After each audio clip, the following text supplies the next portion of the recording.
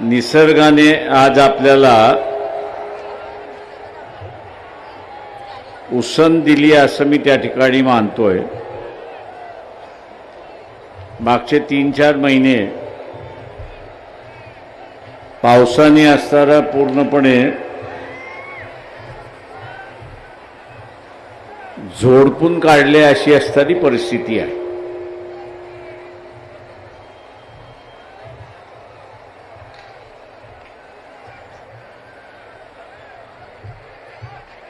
त्या पावसामध्ये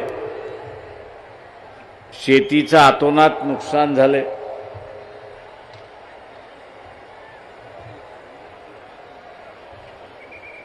शेतकरी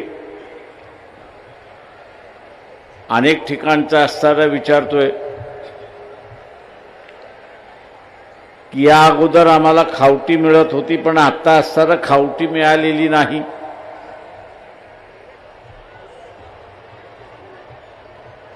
जे नुकसान झालंय त्या नुकसानाच्या संदर्भात सरकार पुढे मागे निर्णय घेईल आणि त्यावेळेस आम्हाला असणारा नुकसान भरपाई मिळेल। पण घरातलं सगळंच वाहून गेलं, घरातलं सगळंच भिजलेलं आहे। अंथरूण भिजले, कपडे भिजलेत, अन्नधान्य भिजले।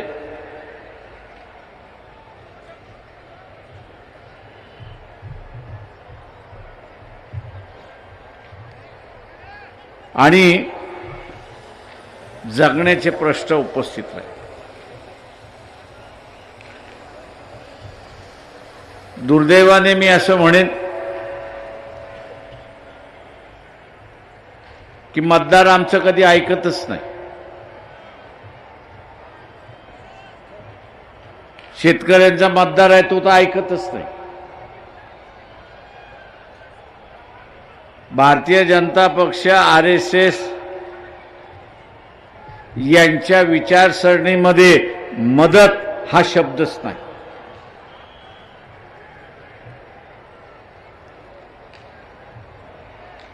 मदत हा असणारा शब्दच नाही।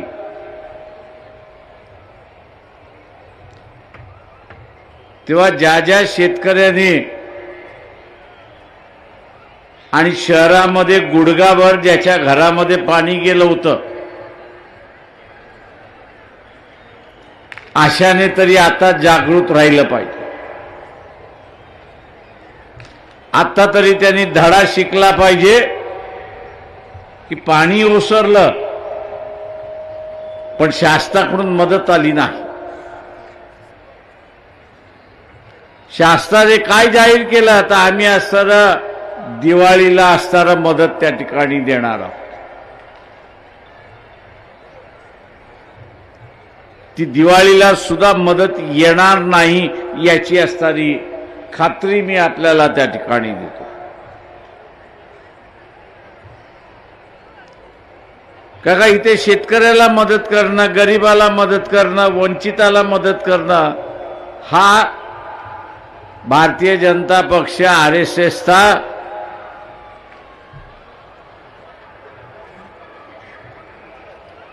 पायंडा नाही। त्यांचं म्हणणं आहे प्रत्येकाने आपापलं जगावं। मदत कशासाठी पाहिजे? ज्यांनी मतदान दिलं त्यांना मी असणारा विचारतोय की आपण काय करणार आहात? हातावरती हात देऊन बसणार आहात की यांना सत्तेवरनं येत्या कालावधीमध्ये तुम्ही खाली खेचणार आहात का? हा सगळ्यात महत्त्वाचा प्रश्न आहे।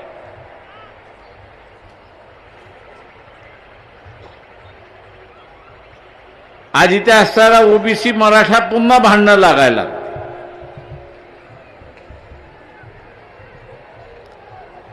आरक्षणावरनं भांडण लागायला।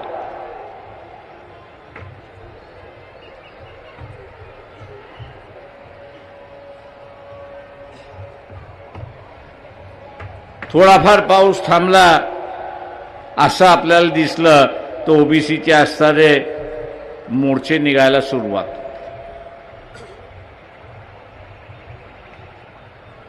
या देशामध्ये ज्यांनी एक संघ राज्य स्थापन केलं त्याचं नाव अशोक सम्राट. त्याचं नाव अशोक सम्राट. पण दुर्दैवाने या देशाला एक संघ करणारा अशोक सम्राट आहे हे सरकारही मान्य करायला तयार नाही आणि माझ्या समोर बसलेले मतदार जो आहे तोही मान्य करायला तयार नाही अशी असणारी परिस्थिती. या देशातला मतदारही मान्य करायला तयार नाही. माझ्यासमोर प्रश्न असा विचार पडतो ते त्या अशोकाने भारताला एकत्र केलं, एक राज्य उभं केलं. इथल्या मतदारांना आवडलं नाही का? त्यांना असणारा ते भारत एक संघ राहावा हे मान्य नाही का? म्हणजे जसं अशोकाला उपरा मानल्या जातंय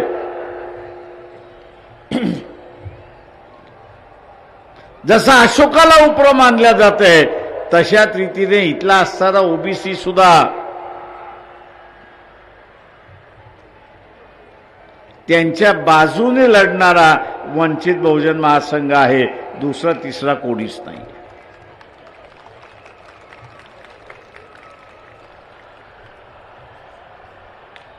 आरक्षणाचे फायदे ओबीसीला पाहिजे. नाही कोणी लढायला मिळालं तर वंचितवाले लढत का नाही म्हणून असणारा विचारायला सुरुवात करतात. पण जसा दगडाखालचा हात निघून गेला जसा दगडाखालचा हात निघून गेला की त्या दगडाचं वजन समजत नाही. वजन समजत नाही. तशाच रीतीने ओबीसीची भूमिका झाली आहे की ओबीसी हे वंचित बहुजन आघाडीला स्वीकारायला तयार नाहीत अशी परिस्थिती. म्हणजे जे अशोकाचं झालं ते आता वंचित बहुजन आघाडीचं ओबीसी.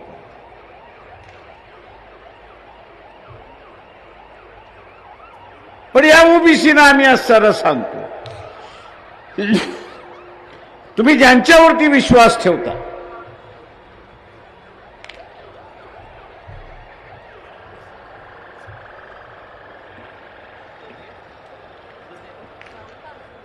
ज्यांच्यावरती विश्वास ठेवता आणि सगळ्यात मोठा विश्वास इथला असणारा बीजेपी आणि आरएसएस वरती आहे.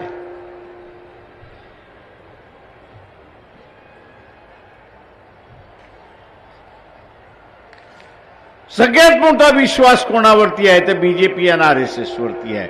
आणि घात कोणी केला महाराष्ट्राच्या सत्तेवरती कोण बसलंय तर बीजेपी आणि आरएसएस सत्तेवरती बसले. तेव्हा घात कोणी केला ओबीसीचा ओबीसीचा घात कोणी केला तर बीजेपी आणि आरएसएसनी केलेला आहे. एवढं तरी डोक्यामध्ये ओबीसींच्या गेलं पाहिजे तर कुठेतरी आरक्षण वाचेल. आणि जे काही ग्रामपंचायतीमध्ये सरपंच होत होतात जे काही पंचायत समितीमध्ये सभापती होत होतात किंवा असणारा जिल्हा परिषदेमध्ये आरक्षण निघालं की तिथे असणारा ओबीसीतला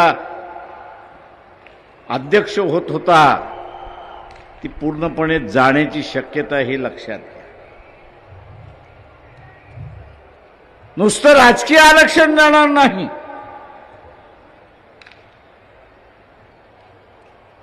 नुसतं राजकीय आरक्षण जाणार नाही शैक्षणिक आरक्षण जाईल.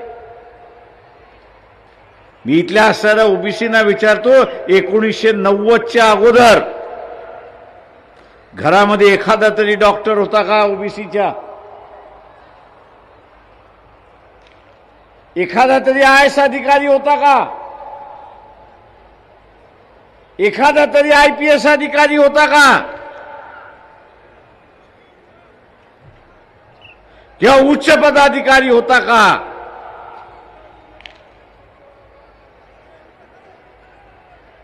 समाज व्यवस्थेमध्ये ज्या शिडीने आपण वरती चढलो त्या शिडीशी इमानदार राखणं हेच सगळ्यात महत्वाचं आहे. नाही तर शिडीचा वापर केला की फेकून द्या. ही जर वृत्ती ओबीसीची यापुढे राहिली तर त्यांना वाचवणारं कोणी पुढे येणार नाही, हे लक्षात. ओबीसीने आता स्वतःची लढाई स्वतःच लढावी लागणार आहे.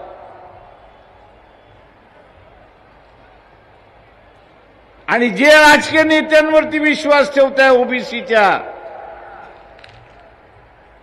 तो खऱ्या अर्थाने इथल्या व्यवस्थेशी दोन हात खेळू शकतो का? तो इथल्या व्यवस्थेशी दोन हात खेळू शकतो का? नरेंद्र मोदीला शिव्या देऊ शकतो का? अमित शहाला शिव्या देऊ शकतो का? देवेंद्र फडणवीसला शिव्या देऊ शकतो का? तो जर साध्या शिव्याही देऊ शकत नसेल, तो साध्या शिव्याही देऊ शकत नसेल तर का शिव्या देऊ शकत नाही? तो का शिव्या देऊ शकत नाही? तर त्याचं घोंगडं त्याच्या हातामध्ये अडकलेलं आहे. त्याचं घोंगडं त्याच्या हातामध्ये अडकलेलं आहे आणि त्याला माहित आहे मी असं टीका केली तर माझं घोंगड्यासकट मला तिहार जेलमध्ये जावं लागेल अशी असणारी परिस्थिती आहे. तिहार जेलमध्ये जावं लागेल अशी असणारी परिस्थिती आहे.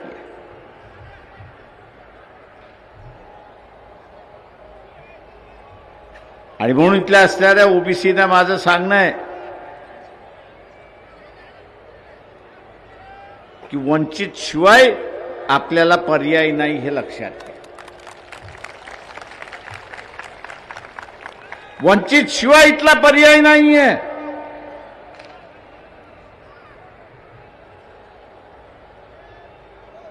उद्याच हे आरक्षण वाचवायचं असेल, ओबीसीना स्वतःचं आरक्षण वाचवायचं असेल तर स्वतःचा राजकीय चेहरा हा उभा करावा लागेल, हे लक्षात घ्या.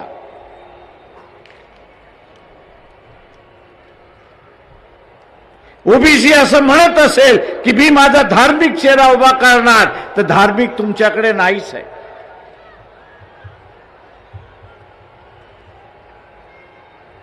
मोहन भागवत एकदा तरी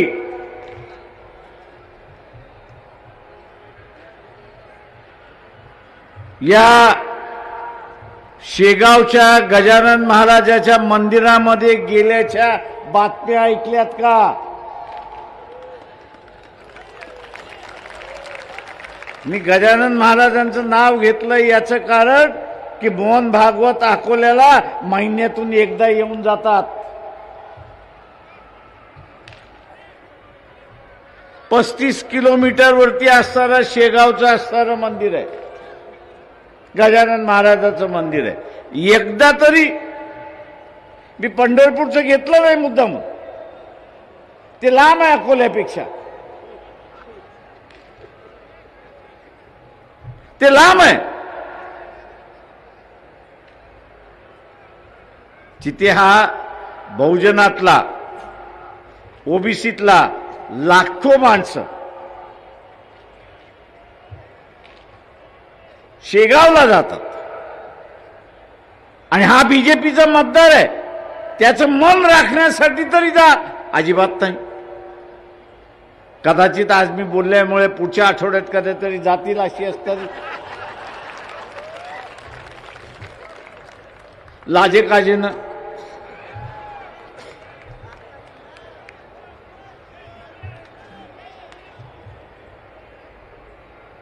लक्षात ठेवा ओबीसीनो की हे तुम्हाला फक्त वापर करतात.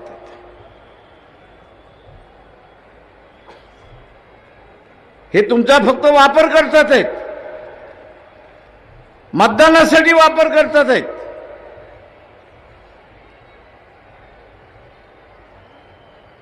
आणि मतदानाचा वापर करत सत्तेची सगळी चाव्या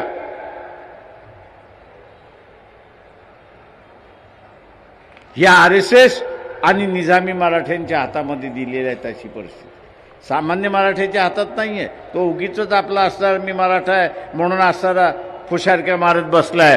पण असणारा वस्तुस्थिती मला माहिती आहे.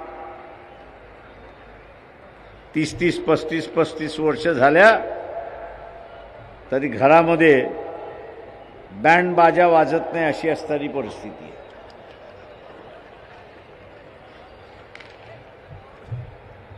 तीस 35 वर्ष झाली तरी घरामध्ये बँड बाजा वाजत नाही अशी असणारी परिस्थिती आहे.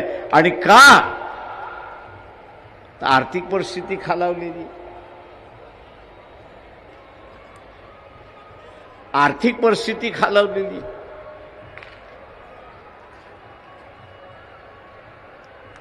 मित्रो,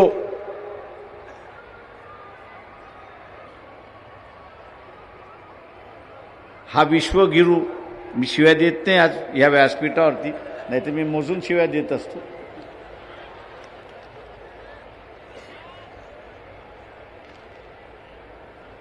विश्वगुरूचं जागतिक व्यासपीठावरती जातो त्यावेळी जगातले नेते कसे त्याला बाजूला सारतात याच्या युट्यूबवरती रील्स आहेत. अशी परिस्थिती. मी इथल्या सनातनांना सांगतोय,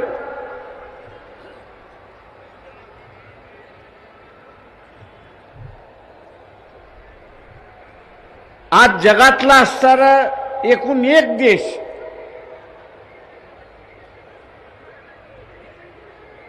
हा पाकिस्तानच्या बाजूने उभा राहिला.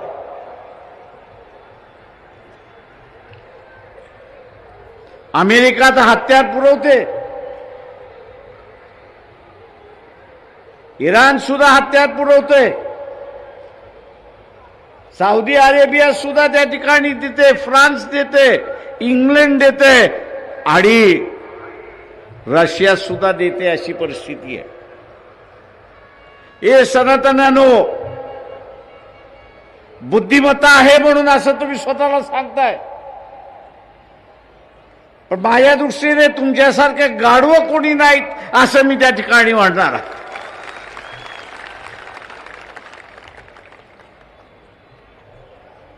अमेरिकेत गेलंय कोण? इंग्लंडमध्ये गेलंय कोण? इथला बहुजनातला गेलाय, इथला वंचिताचा गेलाय, इथला आदिवासी गेलाय, इथला मुसलमान गेलाय की इथला दलित गेलाय?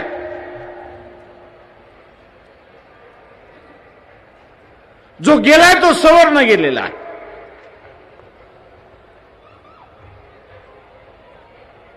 जो गेलेला आहे तो सवर्ण गेलेला आहे. आणि आज त्याला हकलता कसं येईल?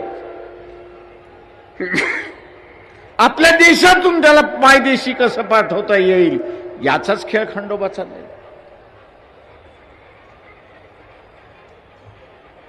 आणि हा विश्वगुरू काय म्हणतो?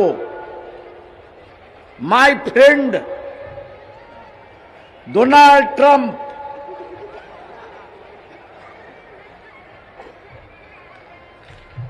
अरे तू एका राष्ट्राध्यक्षाचं विडंबन करणार असेल तर त्याला राग येणार नाही? त्याला राग येणार की नाही येणार?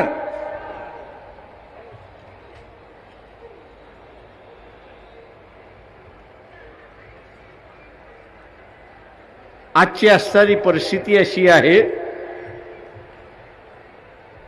की हा जो सगळा सवर्ण वर्ग अमेरिकेत गेला, युरोपमध्ये गेला, इंग्लंडमध्ये गेलाय, याला तिकडनं हाकलण्याची तयारी चाललेली आहे. त्याला हाकलता कसं येईल आणि पुन्हा भारतात कसं पाठवता येईल याचे असणारे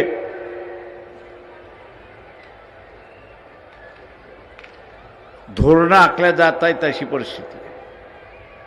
आणि ती कशासाठी? ते काय भारतीयांच्या विरोधात नाही, ते भारताच्या विरोधात नाही, पण हा जो विश्वगुरू आहे,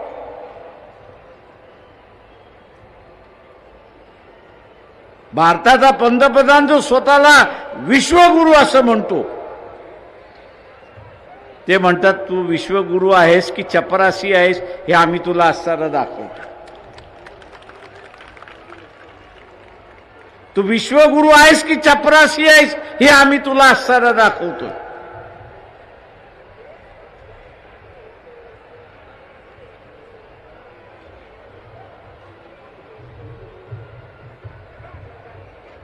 आणि हा चपरासी आहे दाखवण्यासाठी तिथल्या भारतीयांना, भारतीय गेलेले जे अमेरिकेमध्ये आहेत, इंग्लंडमध्ये आहेत, युरोपमध्ये आहेत, त्यांची असणारी हकालपट्टी करण्याची सुरुवात झाली.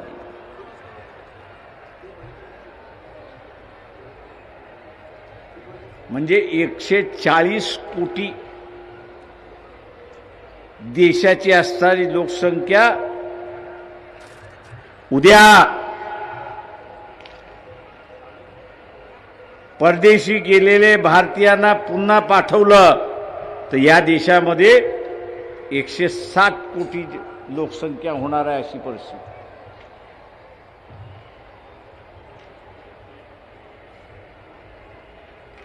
आता हे जे बाहेरून येणार आहेत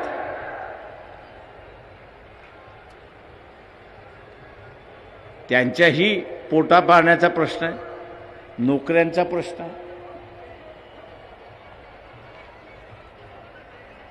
त्यांना घराचाही प्रश्न राहणार आहे. म्हणजे इथे संकट आहे, त्या संकटामध्ये भर कोण घालतोय तर इथला असणारा विश्वगुरू घालतोय अशी परिस्थिती आहे.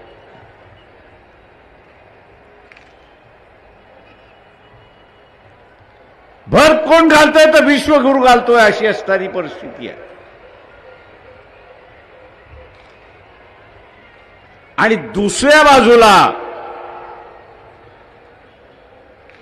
या देशातला असणारा आर्मी चीफ असं म्हणतोय की आपल्याला लवकरच युद्ध करावं लागेल, युद्धाला सामोर्य जावं लागेल.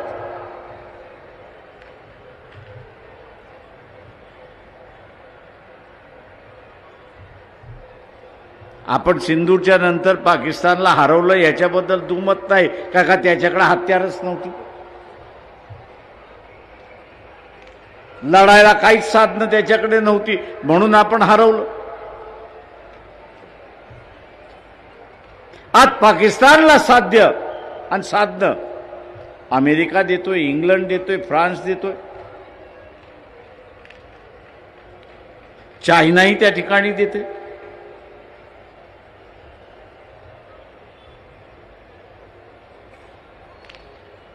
म्हणजे या सगळ्या देशांचे हत्यार त्या पाकिस्तानमध्ये येणार आणि त्यांच्याबरोबर आपल्याला युद्ध करावं लागतं.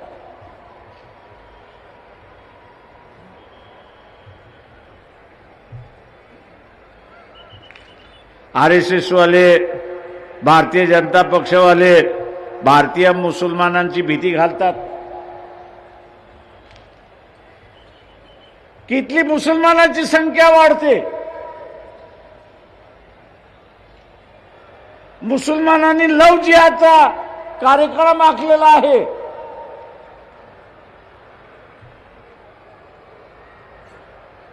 आणि त्याच्या पुढे जाऊन भीती दाखवतात की इथला असणारा मुसलमान एक दिवशी आपल्यावरती राज्य केल्याशिवाय राहणार नाही अशी परिस्थिती.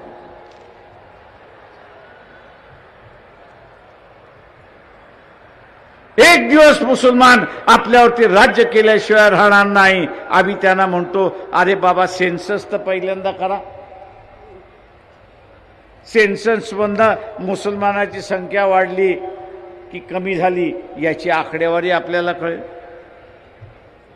पण सेन्सस करायचं नाही, माहिती बाहेर येऊ द्यायची नाही, पण आपलं रटानं त्या ठिकाणी चालू ठेवायचं की इथला असणारा मुसलमान जो आहे तो आपल्यावरती राज्य करतो. मी इथल्या सनातन्यांना विचारतोय, हे उरलेले सगळे राज्य जे पाकिस्तानला मदत करतायत,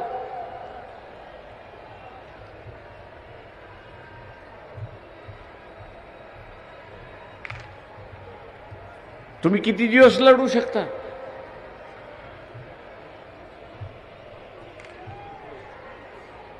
भारतीय सैन्य लढायला तयार आहे, पण भारतीय सैन्याला लागणार हत्यारं येणार कुठून? सामुग्री येणार कुठून?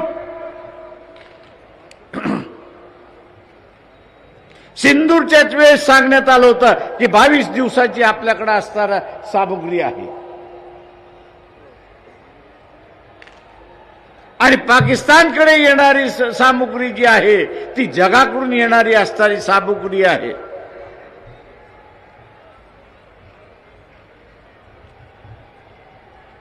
ए सनातन्यानो, उद्या पुन्हा गुलाम व्हायचं नसेल, आणि गुलाम कोण करणार? तर पाकिस्तान तुम्हाला गुलाम करणार, कारण का बाहेरची हत्यारं त्या ठिकाणी यायला लागलेली आहेत.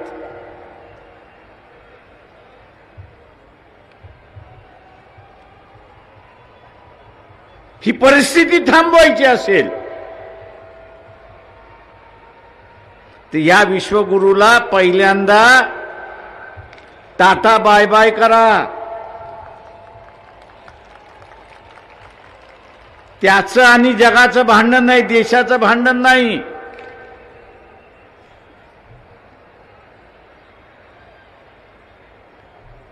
हे सनातन्यानो पहिल्यांदा लक्षात घ्या,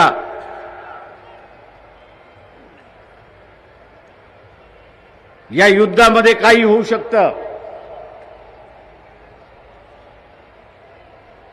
आपण जिंकलो पाहिजे ही आपली आशा आहे, पण जगातले एवढे देश त्या पाकिस्तानला मदत करणार असतील तर आपली स्थिती काय राहणार आहे? सिंदूरमध्ये एकही आपल्या बाजूने उभा राहिला नाही. ज्याच्याकडून विमानं खरेदी केली फ्रान्सकडून, तोही आपल्या बाजूने उभा राहिला नाही. म्हणजे एकही मित्र आपण ठेवला नाही, अशी परिस्थिती आहे.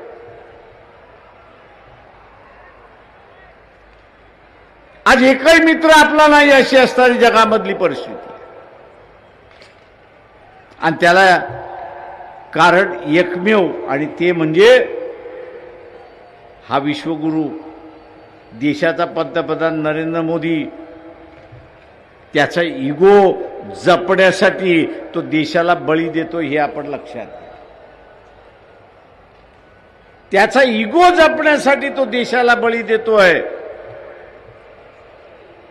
सनातन्यानो पहिल्यांदा लक्षात घ्या की देश महत्वाचा आहे की इगो महत्वाचा आहे, हे पहिल्यांदा ठरवा.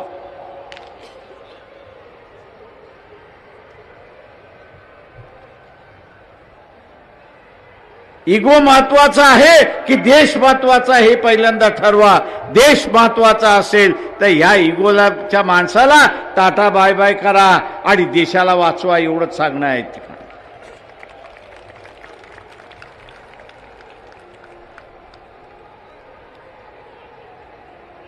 मला आव्हान आहे आपल्या सगळ्या की मेल्या मुर्द्यासारखे या देशातल्या माणसाने जगता कामा.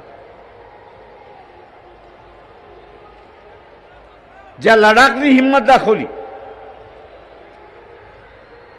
ज्या लडाखने हिंमत दाखवली, ज्या आसाम मधल्या आदिवासींनी हिंमत दाखवली, आम्ही आमच्या अधिकारासाठी लढू, आम्ही आमच्या अधिकारासाठी लढू.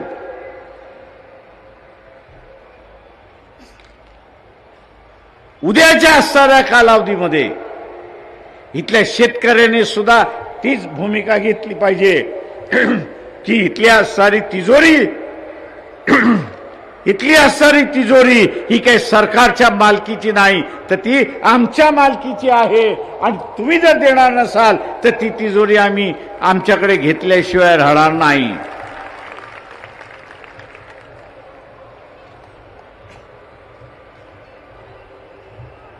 जोपर्यंत शेतकरी हे करत नाही तोपर्यंत त्याचं दुःख संपणार नाही. जोपर्यंत शेतकरी हे करणार नाही तोपर्यंत त्याचं दुःख संपणार नाही.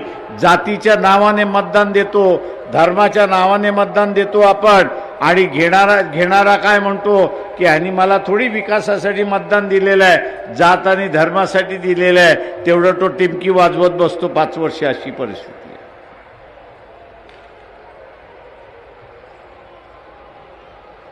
इथे बेरोजगारी सुद्धा संपू शकते. इथे शेतकऱ्यांचं दुःखही संपू शकतं. आज झोपडपट्टीवासियांना घरही मिळू शकतात.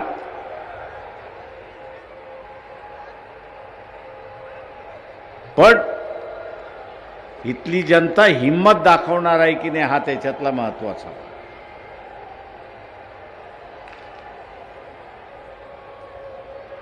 म्हणून लडाखमध्ये आम्हाला भारताबरोबर राहायचं आहे, चायनाकडे जायचं नाहीये. आणि म्हणून त्यांनी आज सारा लढा उपस्थित केला. बीजेपी ऐकत नाही म्हटल्यानंतर बीजेपीचं ऑफिसच त्यांनी जाळून टाकलं आणि तिथल्या नेत्याला बीजेपीच्या बडून काढला. अशी असणारी परिस्थिती आहे.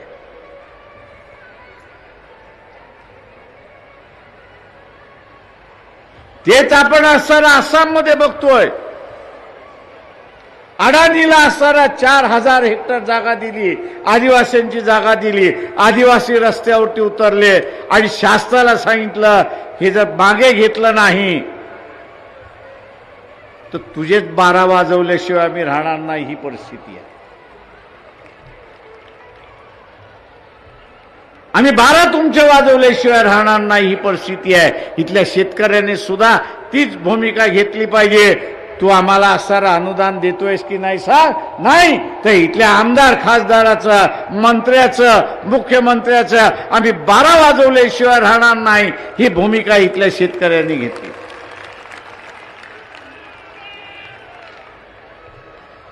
तुम्हाला मत दिली, सत्ता दिली म्हणजे तुम्ही आमचे मालक झालेला नाही. तुम्हाला मत दिलं, सत्तेवरती बसलात म्हणजे तुम्ही आमचे मालक झालेला नाही आहात. आणि मालक होण्याचा प्रयत्न करणार असाल तर आम्ही तुम्हाला आपटल्याशिवाय राहणार नाही. ही भूमिका आपण त्या ठिकाणी घेतली. आणि म्हणून मित्रो,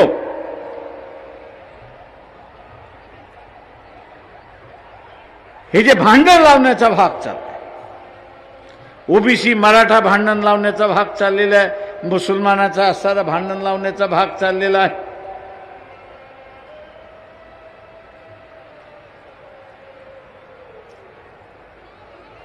हा एकच उद्देश आहे, तो म्हणजे सामान्य माणसामध्ये असणारा एकोपा होऊ नये म्हणून.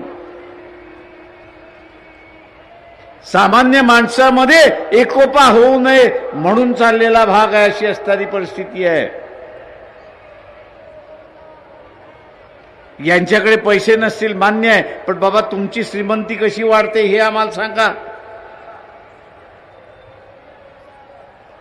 तुम्ही असताना गुगलवरती गेलात तर महाराष्ट्रातल्या निवडून गेलेले नेते आहेत, यांच्या संपत्तीचं विवरण तुम्हाला असताना मिळतं. 5 वर्षाच्या कालावधीमध्ये डबल होतं अशी परिस्थिती आहे. अरे बाबा, हे तुमचं डबल कसं झालं हे आम्हाला सांगा. मी तुमचा फॉर्म्युला आम्ही सुद्धा वापरतो आणि आमचं इन्कम डबल करतो आणि आमची गरिबी आम्ही दूर करतो. तो फॉर्म्युला तरी आम्हाला सांगा.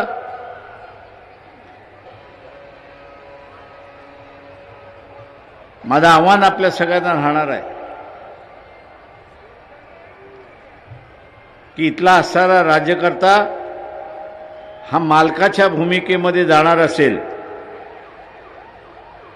तर त्याला सत्तेपासून आपण खाली उतरवलं पाहिजे. त्याला सांगितलं पाहिजे की या देशाचा मालक मी आहे, तू नाही आहेस. मतदार इथला मालक आहे आणि येत्या